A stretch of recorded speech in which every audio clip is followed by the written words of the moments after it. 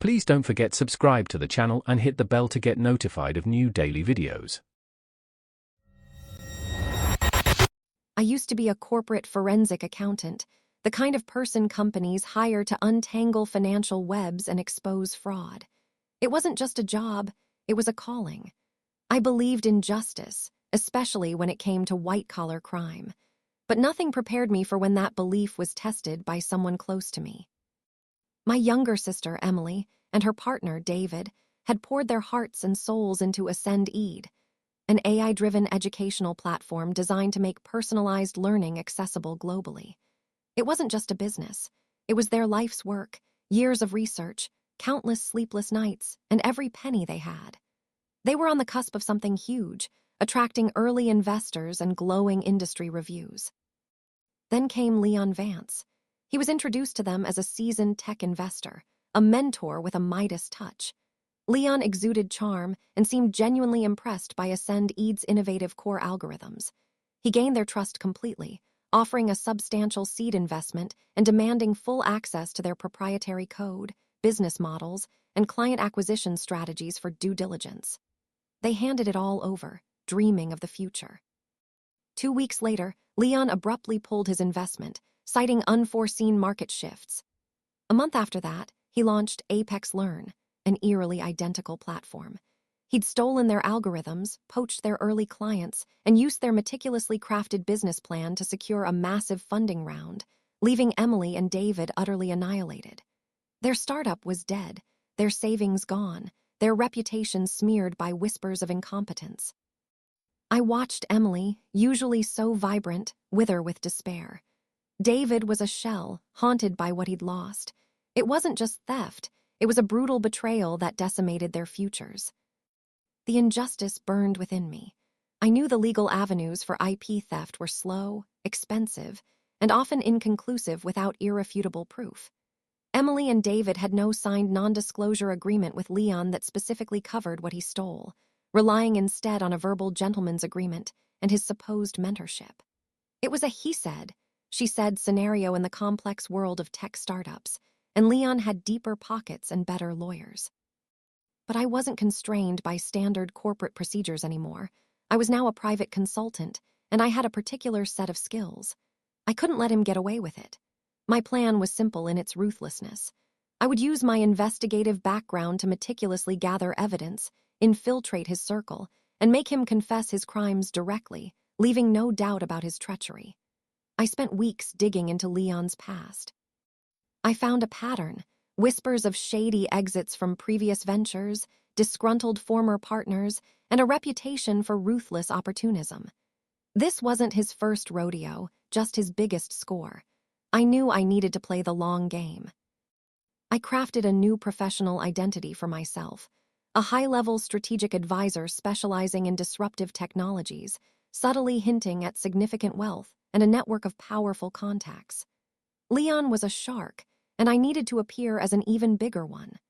I started attending the same exclusive industry galas, private investment summits, and executive retreats he frequented. Slowly, methodically, I engineered introductions, always ensuring I had a credible reason to be in his orbit. He was arrogant, basking in the success of Apex Learn, which he frequently boasted about. He saw me as a potential ally, someone who could further legitimize his vision. I listened patiently as he talked, occasionally offering shrewd, validating remarks, feeding his ego. I learned about his vulnerabilities, his desire for absolute control, and his fatal flaw. A need to be seen as the ultimate mastermind, even if it meant admitting to morally bankrupt tactics. The moment came at the 1-year anniversary celebration for Apex Learn, hosted in a penthouse suite overlooking the city. Leon was in his element, surrounded by sycophants, intoxicated by his own success and champagne. I waited until late in the evening when most guests had departed and only a select few, including myself, remained. I found him in a quiet corner, a glass of amber liquid in his hand, looking out at the city lights. "To genius, Leon," I said, raising my own glass. He chuckled, preening. I steered the conversation to the cutthroat world of startups, asking him how he managed to be so decisive and ahead of the curve. I mentioned Emily and David's failed venture, framing it as a lesson learned. They just weren't ruthless enough, were they? I prompted, my voice low and conspiratorial. He took the bait, eyes gleaming with a malicious satisfaction.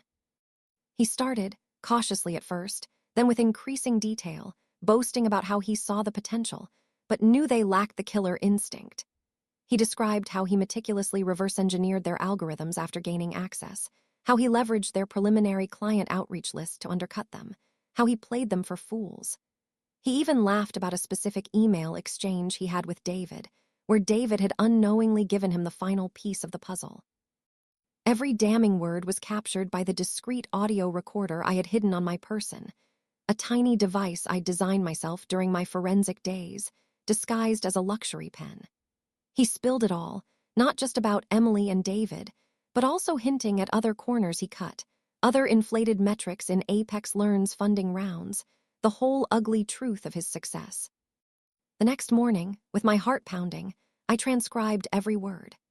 I compiled a detailed report, cross-referencing his admissions with public records, leaked emails I'd discreetly found, and industry rumors. I then packaged the anonymous recording and my report, sending it to the Federal Bureau of Investigation, the Securities and Exchange Commission, and a prominent investigative tech journalist known for exposing corporate malfeasance. I knew the recording itself might be a legal gray area, but the sheer gravity of his confessions to federal crimes, intellectual property theft, securities fraud, wire fraud made it undeniable evidence. Within weeks, the journalist's exposé hit.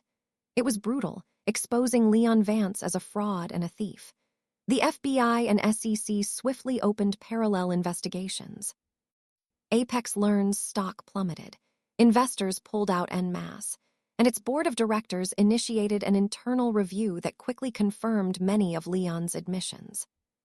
Leon was arrested at his luxurious penthouse apartment, charged with multiple counts of federal fraud and IP theft. His company dissolved, his assets frozen, and his reputation utterly destroyed. Emily and David, once disgraced, were finally vindicated. Though Ascend Eid was gone, they were approached by several ethical investors, eager to back their next venture, their names cleared entirely. I heard Leon's defense team try to discredit the recording, but the sheer weight of his detailed confessions, coupled with corroborating evidence from the subsequent investigations, made it unassailable. He eventually pleaded guilty to a reduced set of charges, facing over a decade in federal prison and losing every cent he had gained. His life, built on lies and betrayal, crumbled. Mine, however, felt a profound sense of peace. Watching his empire fall, knowing I played a pivotal role, was not just satisfying, it was an act of profound justice. He stole their dream, but I stole his freedom, and that, to me, was a fair trade. If you enjoyed this video, please hit the thumbs up button to like it. And please do subscribe to support the channel.